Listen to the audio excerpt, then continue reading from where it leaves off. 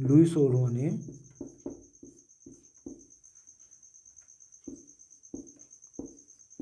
5 मई 1789 ईस्वी को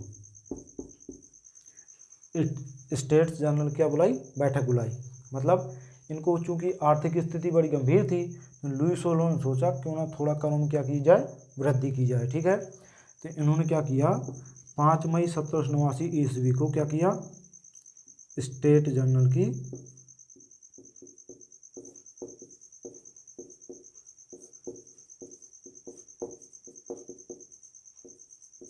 बैठक बुलाई। ठीक है, स्टेट जनरल की बैठक बुलाई। ठीक है, अब बुलाया, उसमें लगभग कितने व्यक्ति थे,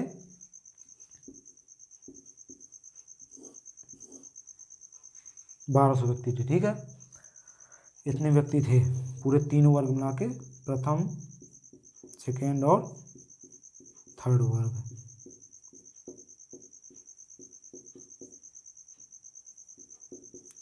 पूरे मिला के इतने थे। ठीक है, और इसमें ये कितने थे, 600, और ये कितने थे, 300, और ये कितने थे, 300। अब बैठक बुलाई गई। ठीक है, बैठक बुला लिया गया। इसमें फ्रांस की दिक्कतों के बारे में बताया गया कि अब चूँकि आर्थिक स्थिति चलानी है तो क्या होगा, कर बढ़ाना पड़ेगा। तो इन्होंने पहले लुई सोलह ने भाषण दिया, बहुत समय बताया कि ये दिक्कतें हैं, अब उनको निवारण करना है तो ये करना पड़ेगा, वो करना पड़ेगा। ठीक है, इसके बाद जो इसका वित्त मंत्री था, ठीक है, नेकर, वो भी आया। उन्होंने भी बहुत सारी बातें बताई कि चूँकि अब फ्रांस की जो राजकाज है वो चलाने के लिए हमको कर लगाना होगा, और हम चाहते हैं कि जो उच्च वर्ग के 2 वर्ग हैं, जो उच्च वर्ग, उन पर भी क्या लगाया जाए, कर लगाया जाए।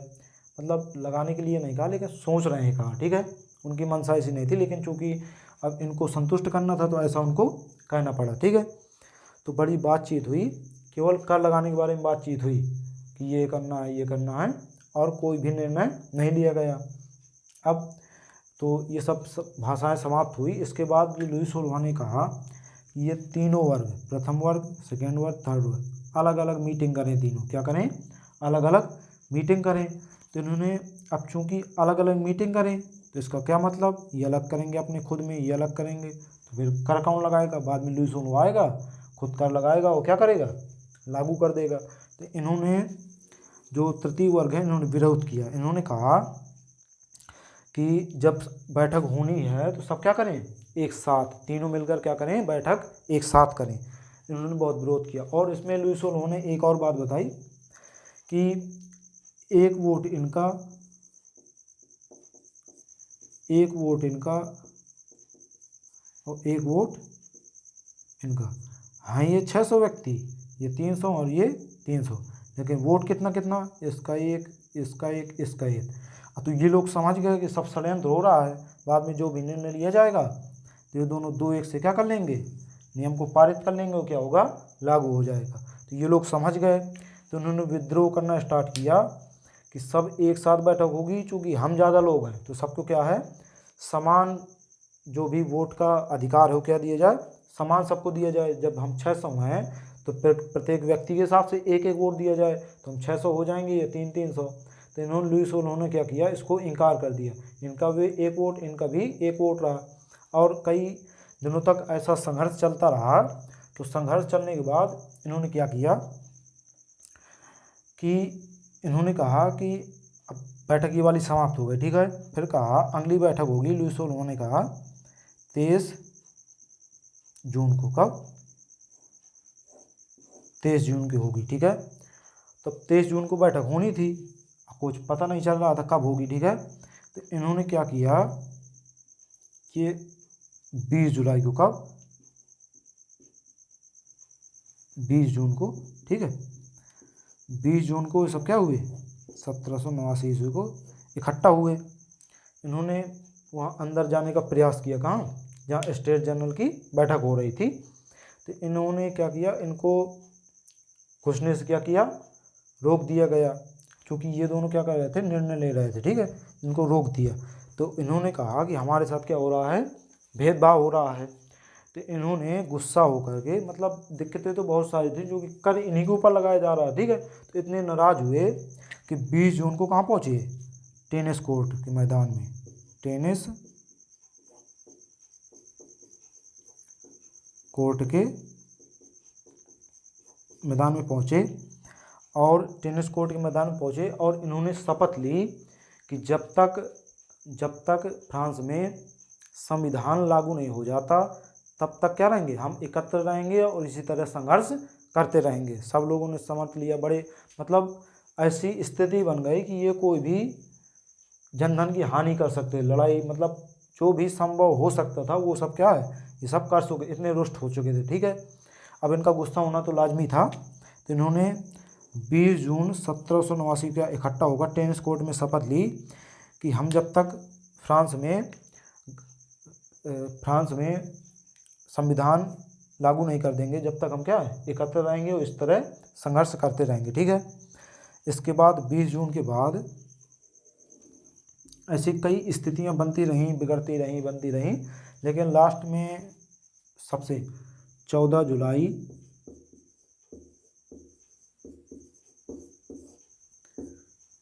1789 ईस्वी।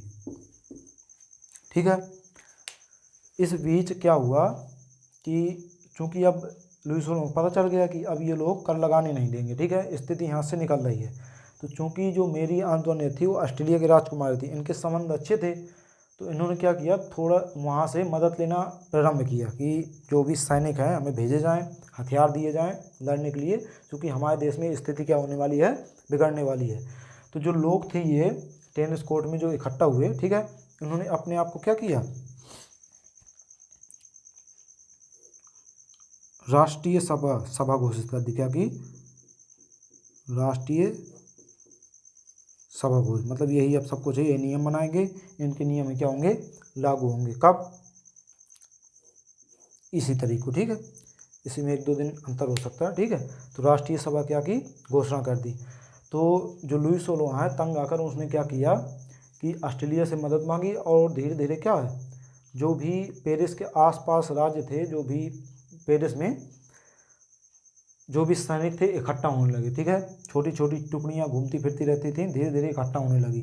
तो इन लोगों को आभास हुआ कि चूंकि अब लेत्र दे साथ से बता चुके हैं, गिरफ्तार करने का जो उनका पत्र था, तो उन्होंने सोचा कि धीरे धीरे हमको भी क्या करेंगे, ये लोग गिरफ्तार कर लेंगे और बस्तील की जेल में क्या होगा, डाल देंगे।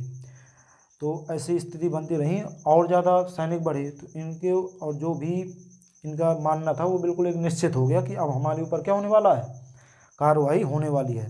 तो इस तरीके से इन्होंने, जनता ने, गुस्साई हुई जनता ने 14 जुलाई क्या की, बास्तील की जेल में आक्रमण कर दिया।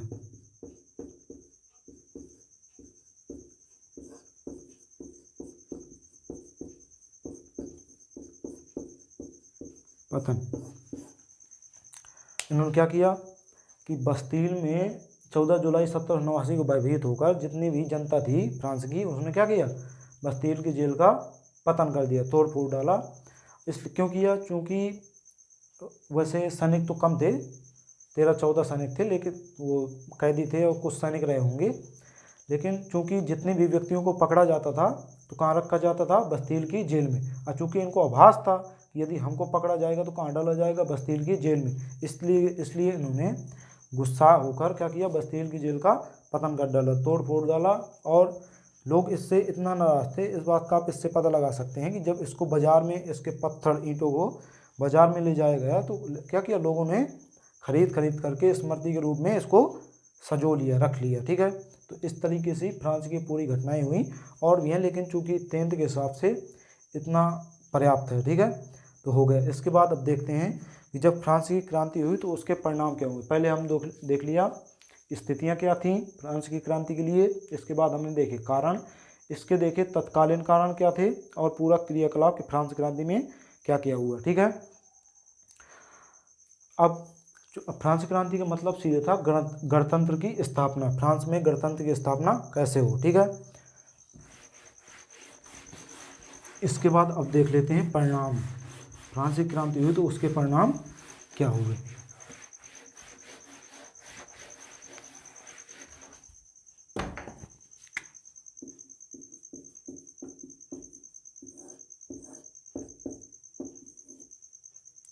अब देखो परिणाम क्या हुआ, एक एक पॉइंट में लिखवा देता हूँ, ठीक है, करने में आसानी हो। तो पहला आपको परिणाम याद रखना है कि फ्रांस में, लिख देता हूँ, ठीक है, आगे बढ़ा दूंगा वीडियो। फ्रांस में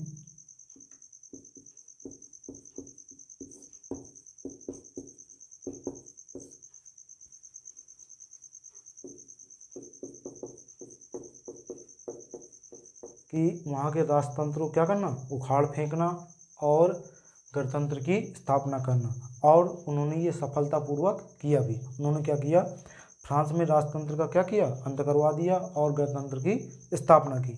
इसके बाद सामंतवाद का अंत, क्योंकि जब राजतंत्र ही नहीं रहेगा तो सामंतवाद से भी लोग नाराज थे, क्योंकि ये लोग क्या करते थे, कर देते नहीं थे और दूसरे से कर लेते थे, तो व्यक्ति नाराज थे उससे। इसने पूरी व्यवस्थाएं बदल डाली। उन्होंने सामंतवाद का भी क्या कर दिया, अंत कर दिया, पतन कर दिया, ठीक है। और फ्रांस एक धर्मनिरपेक्ष राज्य का उदय हुआ, मतलब ना तो कोई धर्म होगा, ना तो सामंतवाद होगा, ना तो राजतंत्र होगा, एक बिल्कुल निरपेक्ष राज्य की स्थापना हुई, ठीक है। नए ज़माने के राजतंत्र की स्थापना, नए ज़माने के जो भी दो देश होते हैं उस तरीके से धर्मनिरपेक्ष राज्य का उदय हुआ। मनुष्य के गौरव की स्थापना, गौरव की स्थापना, ठीक है। चूँकि मनुष्य पहले बहुत, जो भी जनसाधारण था बहुत दबा कुचला रहता था, ठीक है, अनेक परिस्थितियों से, और जो धार्मिक कुरीतियाँ थीं, जो जाति वर्ग संघर्ष था, ठीक है, उनमें बेचारा दबा रहता है। लेकिन इस क्रांति ने मनुष्य के गौरव क्या की, एक स्थापना की मनुष्य में कुछ। चूँकि इसमें जब फ्रांस क्रांति हुई तो फ्रांस क्रांति के पश्चात लोगों को क्या हुए, अधिकार भी प्राप्त हुए, ठीक है। तो मनुष्य के गौरव की स्थापना हुई। इसके बाद राष्ट्रवाद का उदय। अब चूँकि हमारा लेसन वही है कि राष्ट्रवाद का उदय, जब फ्रांस की क्रांति हुई तो इससे लोगों में राष्ट्र के प्रति प्यार उत्पन्न हुआ कि हम क्या कर सकते हैं, अपने राष्ट्र के लिए बहुत कुछ कर सकते हैं, और राष्ट्र की जो भी स्थिति है, जो भी राजनीतिक स्थिति, आर्थिक स्थिति, उनमें क्या करेंगे, योगदान देंगे और हमारे निर्णय मान होंगे, मतलब सर्वसम्मति से क्या होंगे, निर्णय मान होंगे। एक राष्ट्रवाद की भावना उत्पन्न हुई, ठीक है। और इसके बाद छठवां, जन आंदोलन का प्रारंभ। इसके बाद जब चूँकि राजतंत्र पूरे यूरोप में फैला था, सभी जगह राजतंत्र, वैसे पूरे अगर विश्व में देखा जाए, ठीक है, तो इससे जब फ्रांस की क्रांति सफल हो गई तो कई देशों को महसूस हुआ कि वो भी क्या कर सकते हैं, राजतंत्र का समापन कर सकते हैं। इसलिए जन आंदोलनों का प्रारंभ हो गया। वहाँ से हर देश में आंदोलन, फ्रांस में ही कई बार आंदोलन हुए, और अन्य इटली, जर्मनी और कई देशों में क्या हुए, आंदोलनों का प्रारंभ हो गया। हर देश में कहीं आगे चलकर कई आंदोलन हुए, ठीक है। इसके बाद अन्य देशों पर प्रभाव। तो अभी जब मैंने इसके पहले क्लास ली थी उसमें बताया था कि इटली के एकीकरण में, इटली के एकीकरण में,